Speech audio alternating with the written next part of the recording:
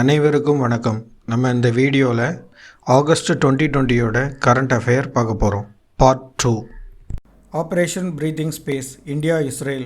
Recently, an Israel team arrived in India with a multi-pronged mission, codenamed Operation Breathing Space, to work with Indian authorities on the COVID-19 response. விண்வெளி மூச்சு திட்டம். சமீபத்தில் COVID-19 எதிராக போராடுவதற்காக இந்திய அதிகாரிகளுடன் பணியாற்ற ஒரு இஸ்ரேலிய குழு விண்வெளி மூச்சு திட்டம் என்ற பெயரில் பலதரப்பட்ட பணிகளுடன் இந்தியாவுக்கு வந்தது. Mahatma Gandhi Setu. Western flank of Mahatma Gandhi Setu reopened for traffic. It is a bridge over the river Ganga in Bihar, connecting Patna in the south to Hajpur in the north. Its length 5,750 meter and it is the third longest river bridge in India. Mahatma Gandhi Setu பாலத்தின் மேற்கு பகுதி போக்குவரத்துக்கு மீண்டும் திறக்கப்படுகிறது. இது இந்தியாவின் பீகார் கங்கை நதிக்கு மேலே உள்ள ஒரு பாலமாகும். இது தெற்கில் பாட்னாவையும் வடக்கில் ஹஜ்பூருடன் இணைகிறது. இதன் நீளம் 5750 மீட்டர் மற்றும் இது இந்தியாவின் மூன்றாவது மிக நீளமான நதி பாலமாகும். A 3-judge bench headed by Justice Arun Misra of Supreme Court ruled that doctors have equal rights as that of son on parental property. உச்சநீதிமன்ற தீர்ப்பு. பெற்றோர் சொத்தில் பெண்களுக்கு சம உரிமை உண்டு. சமீபத்தில் உச்சநீதிமன்ற நீதிபதி அருண் மிஸ்ரா தலைமையிலான 3 நீதிபதிகள் கொண்ட அமர்வு பெற்றோரின் சொத்துகளில் மகன்களுக்கும் மகள்களுக்கும் சம உரிமை உண்டு என்று தீர்ப்பளித்துள்ளது. Submarine Communications Cable. Prime Minister Narendra Modi recently inaugurated the Chennai Andaman and Nicobar Island submarine cable system, which will provide better connectivity. நீருக்கடியில் தகவல் தொடர்பு கம்பிவடம். பிரதமர் நரேந்திர மோடி சமீபத்தில் சென்னை அந்தமான் மற்றும் நிக்கோபார் தீவுகளில் நீருக்கடியில் தகவல் தொடர்பு கம்பிவட அமைப்பை துவக்கி வைத்தார். இது இந்த தீவு கூட்டத்திற்கு சிறந்த இணைப்பை வழங்கும். Electronic Vaccine Intelligence Network. This is being implemented under National Health Mission by Ministry of Health and Family Welfare. Electronic Vaccine Intelligence Network aims to provide real-time information on vaccine stocks and flows and storage temperatures across all cloud chain points in the country. மின்னணு தடுப்பூசி நுண்ணறிவு வலையமைப்பு. இது சுகாதாரம் மற்றும் குடும்ப நல அமைச்சகத்தால் தேசிய சுகாதார திட்டத்தின் கீழ் செயல்படுகிறது. இதனால் தடுப்பூசி மற்றும் அதன் இருப்புகள் மற்றும் அதன் இட வெப்பநிலை ஆகியவற்றை பற்றி தெரிந்து கொள்ளலாம். First Snow Leopard Conservation Center of India. The Uttarakhand state government is to develop India's first snow leopard conservation center of India. The center is to be developed by the Uttarakhand Forest Department and the Union Nation Development Program.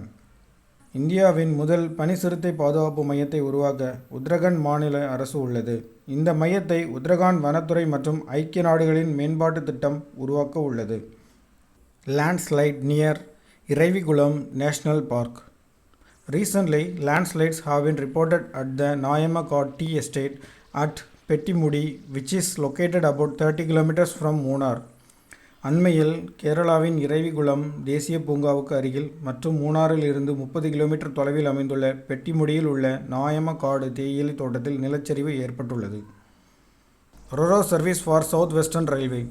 First ever RoRo service of South Western Railway from Nelamangala near Bengaluru to Bale near Solapur has been started. This shall be the only privately operated RoRo train service on Indian Railway.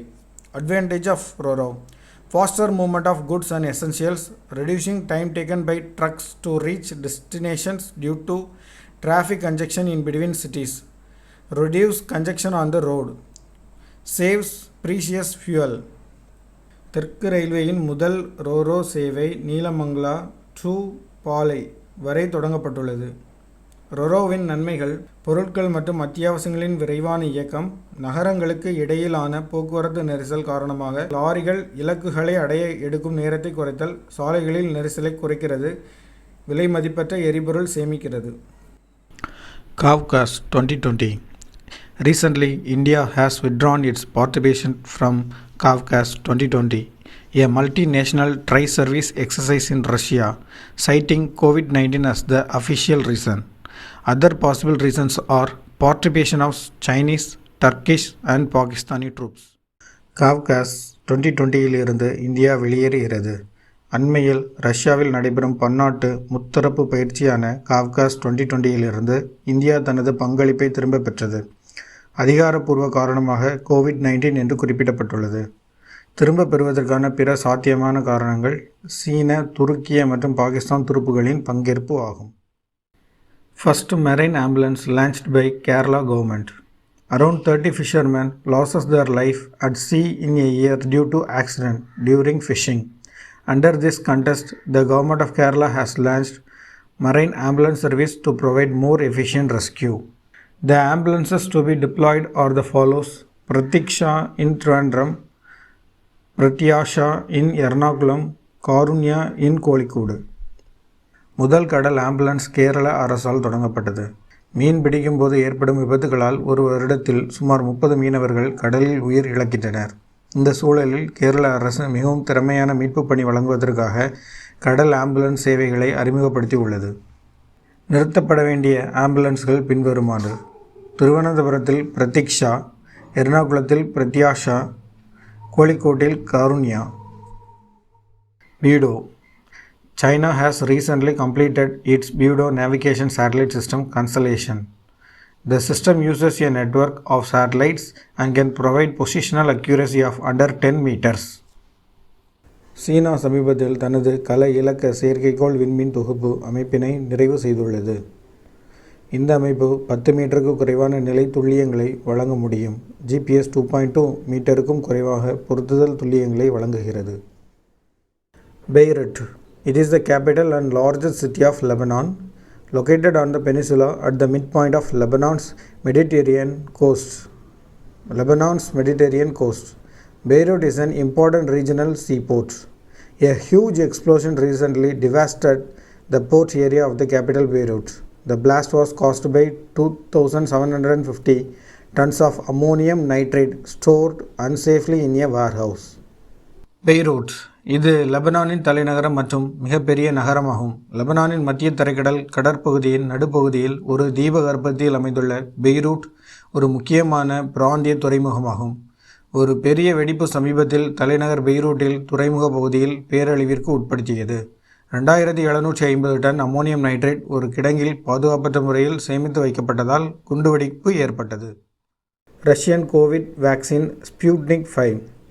Recently, Russia became the first country to officially register a COVID-19 vaccine and declare it ready for use. தடுப்பூசியை அதிகாரப்பூர்வமாக பதிவு செய்து பயன்படுத்த தயாராக இருப்பதாக அறிவித்த முதல் நாடு ரஷ்யா ஆகும். ரஷ்யா கோவிட் தடுப்பூசி Sputnik 5. Oil spill in Mauritius.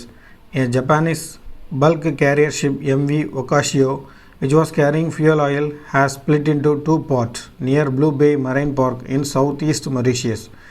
The ship was already leaking and has caused an oil spill over 1,000 tons in the Indian Ocean. மொரீஷியஸில் எண்ணெய் கசிவு. தென்கிழக்கு மொரீஷியஸில் உள்ள ப்ளூ பே மரைன் பூங்காவிற்கு அருகே எரிபொருள் எண்ணெய் கொண்டு வந்த ஜப்பானிய மொத்த கேரியர் கப்பல் MV ஒகாஷியோ 2 பகுதிகளாக பிரிந்து கடலில் கலந்துள்ளது. இந்த கப்பல் ஏற்கனவே கசிந்து கொண்டிருந்தது மற்றும் இந்திய பெருங்கடலில் 1000 டன்களுக்கு மேல் எண்ணெய் கசிவை ஏற்படுத்தியுள்ளது. SpaceX capsule returns safely. Recently, 2 NASA astronauts, Doug Hurley and Bob Behan, have returned to Earth in their SpaceX Dragon capsule named Endeavour in less than a day after departing the International Space Station ISS. SpaceX விண்கலம் பாதுகாப்பாக திரும்பியது. சமீபத்தில் NASA 2 விண்வெளி வீரர்கள் டக் Harley மற்றும் pop பெஹன்ஹன் ஆகியோர் சர்வதேச விண்வெளி நிலையத்திலிருந்து புறப்பட்ட ஒரு நாளைக்குள் எண்டவர் என்ற ஸ்பேஸ்எக்ஸ் டிராகன் ஆளுற்ற விமானங்களில் பூமிக்கு திரும்பியுள்ளனர். Barakah nuclear energy plant. United Arab Emirates' first nuclear reactor at the Baraka Nuclear Energy Plant have achieved first criticality and successfully started up. Baraka, which means blessing in Arabic, is a regional first. Baraka was built by consortium led by the Korean Electric Power Corporation. Baraka, which means blessing in Arabic, is a regional first. Baraka was built by a consortium led by the Korea Electric Power Corporation. Rush.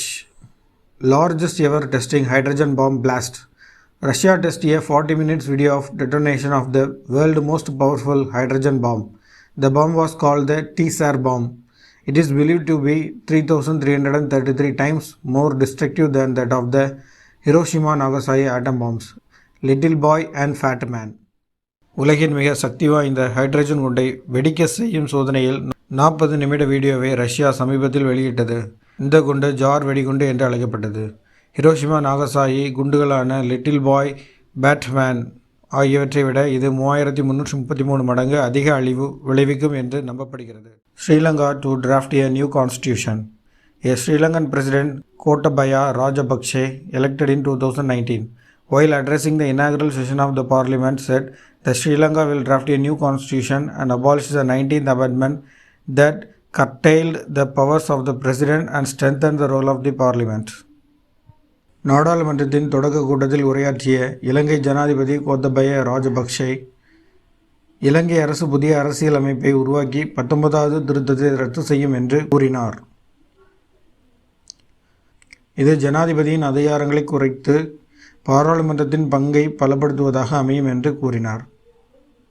Former President Pranab Mukherjee passes away. On August 31, 2020, the former President Pranab Mukherjee passed away at 84 after testing positive of COVID-19. The Government of India has announced 7-day state mourning. முன்னாள் ஜனாதிபதி பிரணாப் முகர்ஜி காலமானார். August 31, 2020 அன்று முன்னாள் ஜனாதிபதி Pranab Mukherjee கோவிட்-19க்கு positive ஆன பின்னர் உடல்நலக்குறைவினால் 84 வயதினில் காலமானார். இதனால் இந்திய அரசு 7 நாள் மாநில துக்கத்தை அறிவித்துள்ளது.